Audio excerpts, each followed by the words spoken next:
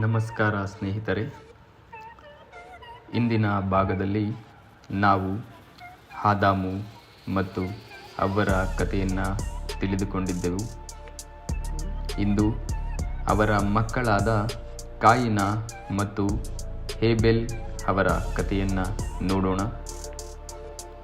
Eden ತೋಟದಿಂದ ಹೊರಬಂದ ನಂತರ ಆದಾಮು ಮತ್ತು ಅವ್ವರು ತಮ್ಮ ಜೀವನವನ್ನು ಆರಂಭಿಸಿದರು. ಕಾಲ ಕಳೆದಂತೆ ಅವರಿಗೆ 2 ಗಂಡು ಮಕ್ಕಳು ಹುಟ್ಟಿದರು. ಮೊದಲ ಮಗನಿಗೆ ಕಾಯಿನ ಎಂದು ಹೆಸರಿಟ್ಟರು. ನಂತರ 2ನೇ ಮಗ ಹೇಬೆಲ್ ಜನಿಸಿದನು. ಇಬ್ಬರೂ ಬೆಳೆದು ದೊಡ್ಡವರಾದರು. ಕಾಯಿನನು ರೈತನಾಗಿ ಭೂಮಿಯನ್ನು ಉಳುಮೆ ಮಾಡುತ್ತಿದ್ದನು. ಹೇಬೆಲ್ ಕುರಿಗಳನ್ನು ಸಾಕುತ್ತಿದ್ದನು.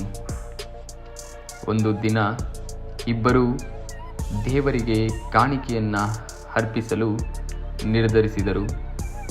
ಕಾಯಿನನು ತನ್ನ ಹೊಲದಲ್ಲಿ ಬೆಳೆದ ಬೆಳೆಯ ಒಂದು ಭಾಗವನ್ನು ದೇವರಿಗೆ ಅರ್ಪಿಸಿದನು. ಹೇಬೆಲ್ ತನ್ನ ಹಿಂಡಿನ ಮೊದಲ ಮತ್ತು ಉತ್ತಮ ಕುರಿಯನ್ನು ದೇವರಿಗೆ ಬಲಿಯಾಗಿ ಅರ್ಪಿಸಿದನು. ದೇವರು ಹೇಬೆಲನ ಬಲಿದಾನವನ್ನು ಮೆಚ್ಚಿಕೊಂಡನು. ಆದರೆ ಕಾಯಿನನ ಕಾಣಿಕೆಯನ್ನು ಮೆಚ್ಚಲಿಲ್ಲ. ಇದನ್ನು ಕಂಡ ಕಾಯಿನನು ಬಹಳ ಕೋಪಗೊಂಡನು. ಅವನ ಹೃದಯದಲ್ಲಿ ಅಸೂಯೆ ತುಂಬಿತ್ತು. ದೇವರು ಕಾಯಿನನಿಗೆ, ನೀನು ಒಳ್ಳೆಯದನ್ನು ಮಾಡಿದರೆ ಅಂಗೀಕರಿಸಲ್ಪಡುವೆ, ಆದರೆ ಪಾಪವು ನಿನ್ನ ಬಾಗಿಲಲ್ಲಿ ಕಾದಿದೆ, ಅದನ್ನು ಜಯಿಸಬೇಕು ಎಂದು ಎಚ್ಚರಿಕೆ ನೀಡಿದನು. ಆದರೆ ಕಾಯಿನನು ದೇವರ ಮಾತನ್ನು ಕೇಳಲಿಲ್ಲ. ಒಂದು ದಿನ ತನ್ನ ತಮ್ಮನಾದ ಹೇಬೆಲನನ್ನು ಹೊಲಕ್ಕೆ ಕರೆದುಕೊಂಡು ಹೋದನು. ಅಲ್ಲಿ ಕೋಪ ಮತ್ತು ಅಸೂಯೆಯಿಂದ ಹೇಬೆಲನನ್ನು ಕೊಂದನು. ಇದು ಮಾನವ ಇತಿಹಾಸದಲ್ಲಿನ ಮೊದಲ ಕೊಲೆಯಾಗಿತ್ತು. ನಂತರ ದೇವರು ಕಾಯಿನನನ್ನು ಕೇಳಿದನು, ನಿನ್ನ ತಮ್ಮ ಹೇಬೆಲ್ ಎಲ್ಲಿದ್ದಾನೆ? ಕಾಯಿನನು, ನನಗೆ ಗೊತ್ತಿಲ್ಲ, ನಾನು ನನ್ನ ತಮ್ಮನ ಕಾವಲುಗಾರನ ಎಂದು ಉತ್ತರಿಸಿದನು.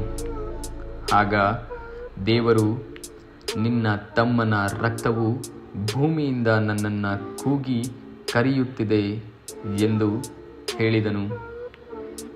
ಕಾಯಿನನ ಪಾಪದ ಕಾರಣದಿಂದ ದೇವರು ಅವನಿಗೆ ಶಿಕ್ಷೆ ವಿಧಿಸಿದರು.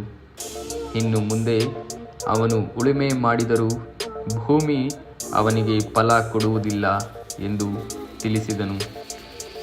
ಕಾಯಿನನು ದೇಶದಿಂದ ದೇಶಕ್ಕೆ ಅಲೆದಾಡುವವನಾದನು.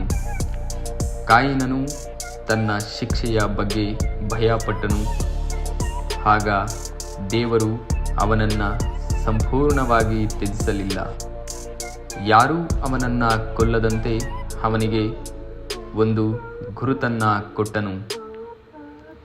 ಸ್ನೇಹಿತರೆ, ಈ ಕಥೆಯಿಂದ ನಾವು ಕಲಿಯುವುದು, ಅಸೂಯೆ ಮತ್ತು ಕೋಪವು ದೊಡ್ಡ ಪಾಪಗಳಿಗೆ ಕಾರಣವಾಗಬಹುದು. ದೇವರ ಎಚ್ಚರಿಕೆಯನ್ನು ನಾವು ಕೇಳಬೇಕು. ನಮ್ಮ ಹೃದಯವನ್ನು ಶುದ್ಧವಾಗಿಟ್ಟುಕೊಳ್ಳಬೇಕು.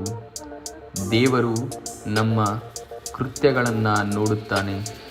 ಸ್ನೇಹಿತರೆ, ಕಾಯಿನ ಮತ್ತು ಹೇಬೆಲನ ಕತೆ ನಮಗೆ ಪ್ರೀತಿ, ವಿಧೇಯತೆ ಮತ್ತು ಒಳ್ಳೆಯ ಹೃದಯದ ಮಹತ್ವವನ್ನು ಕಲಿಸುತ್ತದೆ.